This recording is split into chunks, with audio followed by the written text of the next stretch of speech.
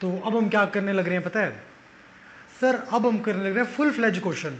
Sir एक बात बताऊं, मैं 3 वीडियो में ये वर्ड यूज़ कर चुका हूँ, full fledge question, full fledge question. पहले ये समझो, हमें पता कैसे लगेगा कि फुल फ्लैज क्वेश्चन है या नहीं है। मेरे पास टी एस ग्रेवाल की बुक है, इसमें क्वेश्चन नंबर 51 देखो, और तुम्हारी बुक में मैच कर लेना, एक आधा आगे पीछे होगा नंबर बस, ठीक है। अच्छा सर, पहले ये देखो क्या दे रखी है कि ए और बी की फॉर्म की जो बैलेंस शीट दे रखी है, कोई बात नहीं सर। सर लास्ट लाइन से पता लगता है कि फुल फ्लैज क्वेश्चन है। पहले फुल फ्लैज क्वेश्चन में बनता है क्या है सर, फुल फ्लैज क्वेश्चन में 3 चीज़ें बनती है मेनली।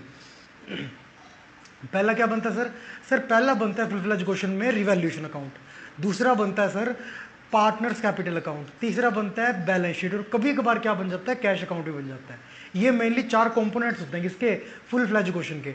सर पता कैसे लगेगा, ये बता दे क्या क्या बनाना है हमें। देखो सर, ये देखो क्या बोला इसने, पहला तो बनाओ P&L एडजस्टमेंट या फिर रिवैल्यूएशन अकाउंट। ये देखो एक बात याद रखना, रिवैल्यूएशन अकाउंट को P&L एडजस्टमेंट अकाउंट भी बोलते हैं, ठीक है। दूसरा बनाओ कैपिटल अकाउंट, तीसरा बनाओ बैलेंस शीट।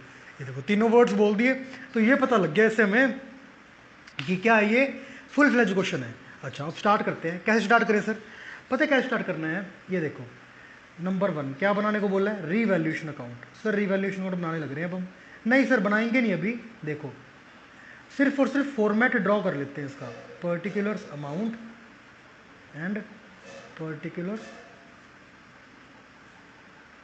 अमाउंट, ठीक है। सर कैसे, अंदाजे से कर लो, ये एक पेज में नॉर्मली क्वेश्चन आ जाता है। थोड़ा सा गैप छोड़ो, देन सेकंड क्या सर, पार्टनर्स कैपिटल अकाउंट। अच्छा कितने पार्टनर्स हैं सर, ए और बी है, नया सी आया है, तो पर्टिकुलर्स। अब पार्टनर का कैपिटल अकाउंट है, हर एक का अलग अलग नहीं बनाएंगे, कंफ्यूजन हो जाएगा काफ़ी, इनका एक ही बना दो बस, लाइन अलग अलग रखना, ए बी सी। ए की अमाउंट इसमें आ जाएगी, बी की इसमें आ जाएगी और सी की इसमें आ जाएगी। अच्छा आगे सर प्रोसीड कैसे करेंगे हम, ये देखो ऐसे क्रेडिट साइड में चलेगा, ए बी सी, ये देखो ठीक है। ये बन गया सर पार्टनर्स कैपिटल अकाउंट।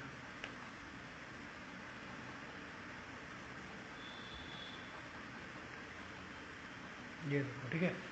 अच्छा थर्ड पे क्या बनेगा सर, सर थर्ड पे बनेगा, हम ना अपनी फैसिलिटी कन्वीनियंस के लिए बना लेते होते हैं क्या, कैश अकाउंट। ज़्यादा बड़ा नहीं बनता है, बस 3 या 4 लाइन का मैक्स टू मैक्स बनता है। क्यों सर, ओपनिंग बैलेंस लिखते हैं इसमें हम, और पार्टनर्स कितना आने वाला पार्टनर कैश लाया गुडविल और कैपिटल के लिए वो लिखते हैं। कभी कभार जो लेके जाता है कहीं पार्टनर तो विड्रॉ कर लेते हैं जो, तो वो लिखते हैं हम, ठीक है। बस 3 ही एंट्री होती है मेनली इसमें। फोर्थ सर नई बैलेंस शीट बनाएंगे हम, ठीक है। सर इसका फॉर्मेट क्या है, liabilities amount assets amount. Sir सारी बात समझ में आ गई, क्वेश्चन में 3 चीज़ें बनाने को बोल रहा है, कैश अकाउंट तो बोला ही नहीं।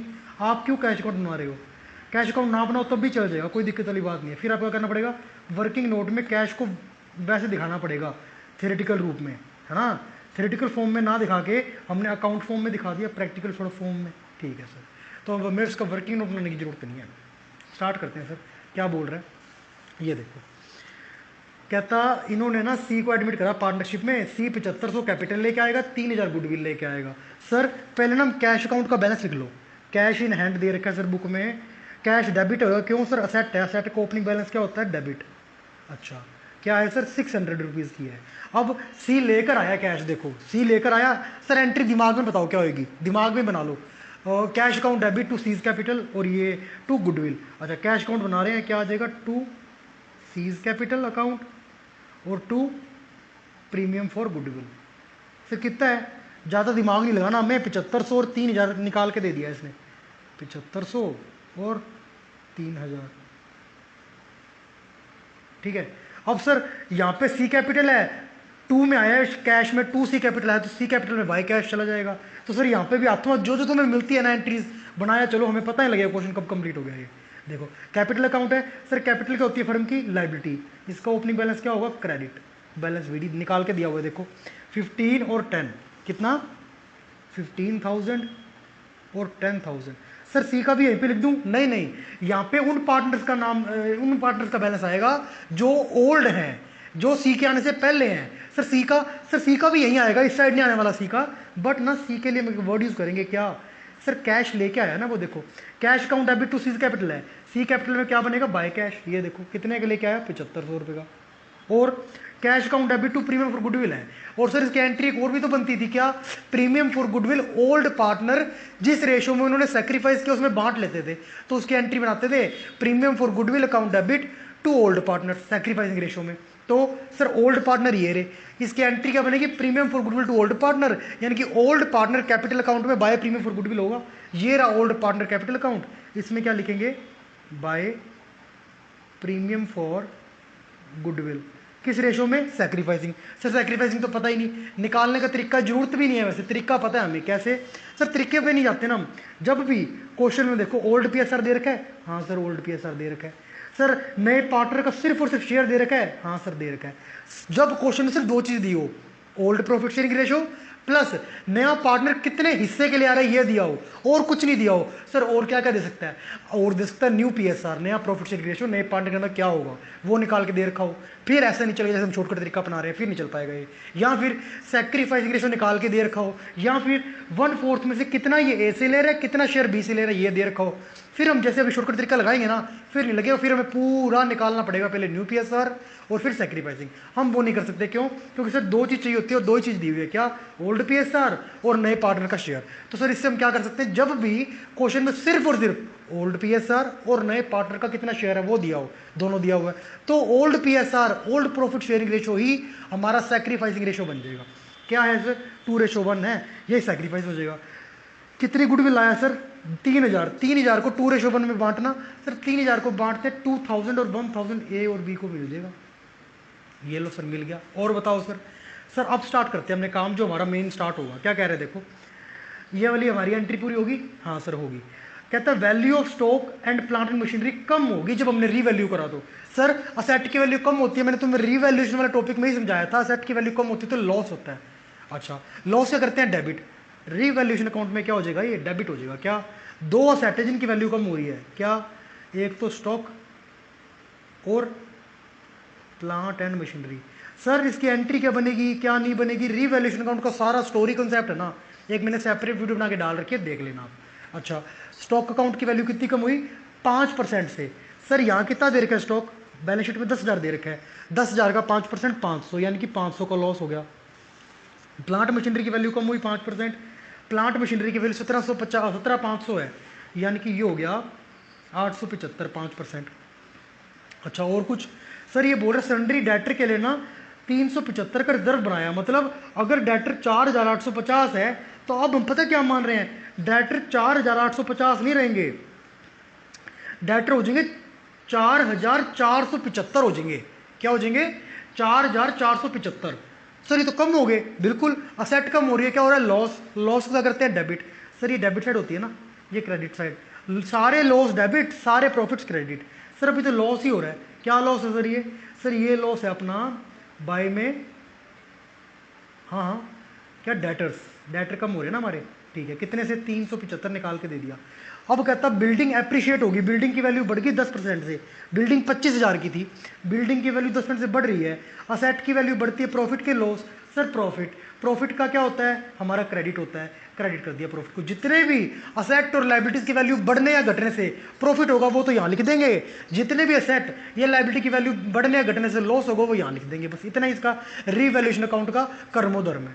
अच्छा तो वो क्या बोल रहा है ये 10% है, यानी कि 2500 का 10% 2500 बस। सर अब एक बात बताओ 2500 रुपये पार्टनर्स को, ओल्ड पार्टनर को, क्यों, क्योंकि सर ये उस डेट तक का बनता है जिस डेट पे पार्टनर शामिल हुआ होता है, बट पार्टनर को प्रॉफिट मिलेगा जिस डेट पे वो शामिल हुआ उससे आगे तक का, ये उस डेट तक का होता है। मतलब जैसे मान लो 1 अप्रैल को साल स्टार्ट हुआ और 30 सितंबर को पार्टनर आया, और तो पार्टनर को प्रॉफिट किस में से मिलेगा, 1 अप्रैल से 30 सितंबर वाले वक्त का प्रॉफिट मिल सकता है, नहीं सर, फिर किस पे लेगा पार्टनर लेगा जब वो आया 30 सितंबर और जब साल खत्म होगा 31 मार्च, यानी कि 30 सितंबर से 31 मार्च तक प्रॉफिट जो कमाया गया है उसमें तो नया पार्टनर का हिस्सा है, बट 1 अप्रैल से 30 सितंबर जो कमाया है उसमें नए पार्टनर का हिस्सा नहीं है, क्यों, तब तो पार्टनर एडमिट ही हुआ है। अच्छा सिंपल सी बात समझो ना, आज मैं कहीं पे एम्प्लॉयड हुआ, मेरे को जॉब मिली, तो मुझे आज जो जॉब मिली है मुझे सैलरी कब मिलेगी सर? सैलरी में मेरा कब मैं कहूँगा कि मुझे सैलरी दो,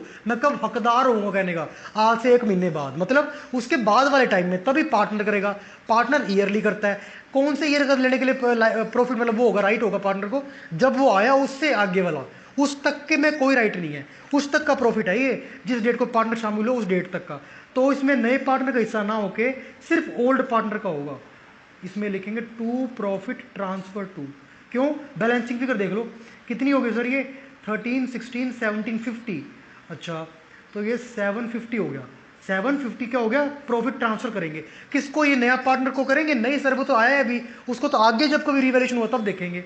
अच्छा, या फिर आगे कोई प्रॉफिट वो उसमें हिस्सा देंगे। यानी कि ओल्ड पार्टनर की बात हो रही है, ए और बी। और जब भी पार्टनर है, पार्टनर का मालिक बोलते हैं। मालिक का नाम कभी भी फर्म अपनी बुक्स में नहीं डायरेक्टली लिखती, मालिक के नाम का एक वर्ड जरूर लगाती है। क्या? Capital account. A is capital account और B is capital account. Sir जब पार्टनर दो के बीच में बट रहा है तो रेशो भी इनका ही चलेगा। कौन सा रेशो चलेगा? जब सी एडमिट नहीं हुआ था तब कौन सा रेशो था सर? तब इन्होंने रेशो में निकालने की जरूरत ही नहीं है, 2:1 निकाल के दे रखा है। तो यानी कि 750 को बांटेंगे 2:1 ओल्ड पीएसआर में। क्या आएगा सर इसकी अमाउंट? 500 और 250। सर ये तो यहाँ पोस्ट होगी ये वाली। हाँ सर, ए कैपिटल अकाउंट और बी कैपिटल अकाउंट भी तो बना रखा है। इसमें क्या आ जाएगा? Bye revaluation. एंट्री देख लो ना, एंट्री क्या हुई? Revaluation account, debit to A's capital to B's capital. अब ए कैपिटल बी कैपिटल बना रहे हैं तो एंट्री में रिवैल्यूएशन बाय में चला जाएगा ना, बाय रिवेल अकाउंट। कितना है सर? 500 और 200। ये लो सर, ये भी खत्म। ये देखो, ठीक है। अच्छा और बताओ सर।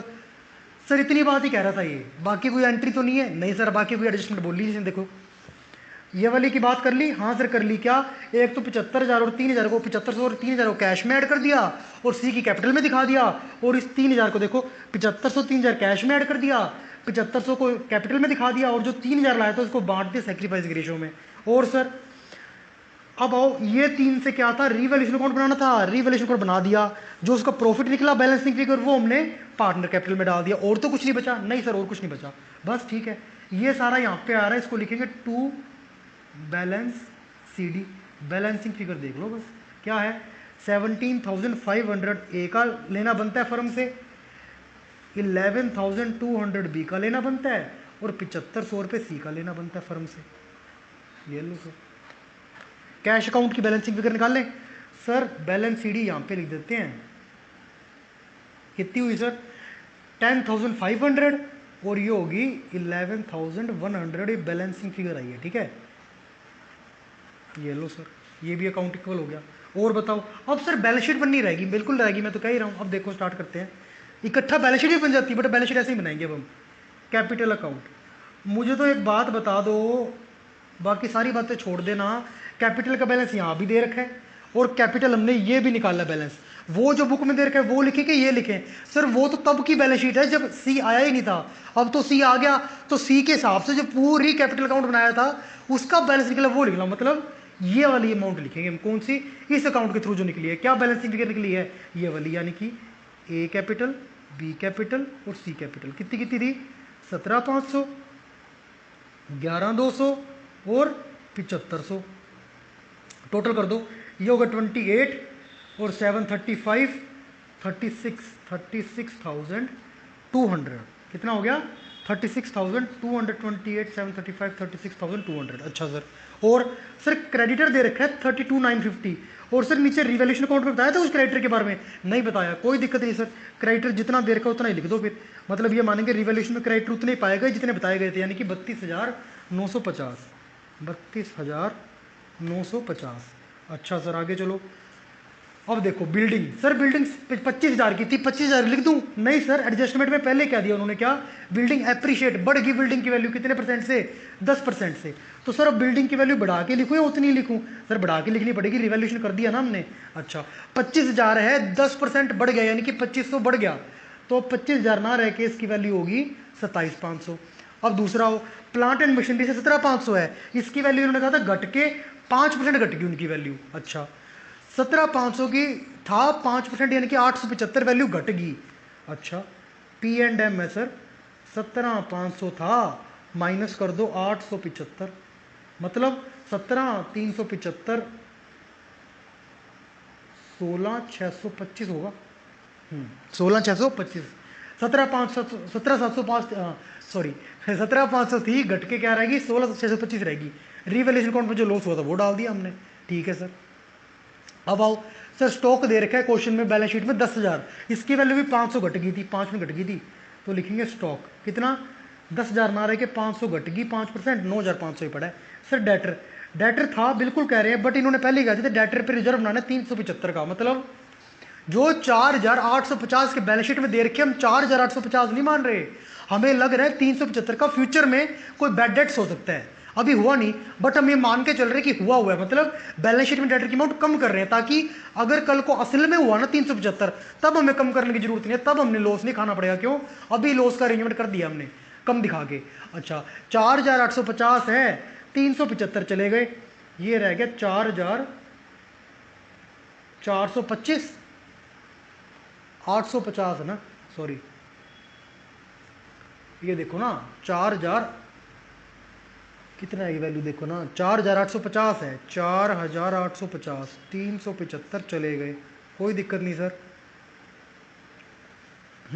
कितना रहेगा सर ये 4,475 है, ठीक है सर। डेटर के बाद क्या दे रखा है, डेटर के बाद सर कैश दे रखा है, कैश की वैल्यू जो क्वेश्चन में 600 दे रखी है, 600 की 600 लिख दूं, नहीं सर कैश की वैल्यू हमेशा रिवाइज हो जाएगी क्वेश्चन में, क्यों, क्योंकि पार्टनर कैपिटल लेके आएगा, गुडविल लेके आएगा, तो कैश जितनी भी देर का होगा ना उसकी वैल्यू चेंज होगी, चेंज हो गई कितनी होगी हमें मत्था मारना ही नहीं पड़ा, क्यों, हमने पहले अकाउंट बना लिया था। अब कैश 600 था, 7500 बढ़ गया कैपिटल की वजह से, 3,000 बढ़ गया प्रीमियम फॉर गुडविल की वजह से, अब हमारे पास कैश पड़ा है 11,100। अब सर पता कैसे लगेगा हमें कि भाई इसके हमारा आंसर सही है, वही जैसे हम 11th में करते थे, क्या अगर बैलेंस शीट टोटल इक्वल आ गया तो आंसर सही है हमारा। देख ले सर कितना टोटल आ रहा है, ये होगा 68 69 150 आ रहा है सर। यहाँ देखो 31 31 40 50 50 61 65, ये देखो हाँ हो गया ना। अब इसका टोटल कर लो बस, टोटल क्या आया 69,200। ये छोटी सी एक हल्की सी मिस्टेक हुई है क्वेश्चन में, देखना सर यहाँ बांटना था अपनों को 500 और 250, ये गलती से ना 200 रह गया, बस ये याद रखना 250, तो इस वजह से क्या हो जाएगा 11,250, बस बाकी सब सही है। यहाँ पे भी 11,250, ये भी आएगा 36,250, 69,200 होगा, ठीक है। तो ये क्वेश्चन हमारा मैच कर गया, बस यही बात कहता है, इसमें और कुछ नहीं है, ठीक है। ये अपना क्वेश्चन कंप्लीट है, और अब हम सारे क्वेश्चन जो है धीरे धीरे करेंगे, हर वैरायटी के मैक्सिमम से मैक्सिमम वैरायटी जो बनती है इस क्वेश्चन में वो कराने की कोशिश करेंगे अपने, ठीक है। पूरा हो जाए, कोई दिक्कत वाली बात नहीं है वैसे। Okay sir.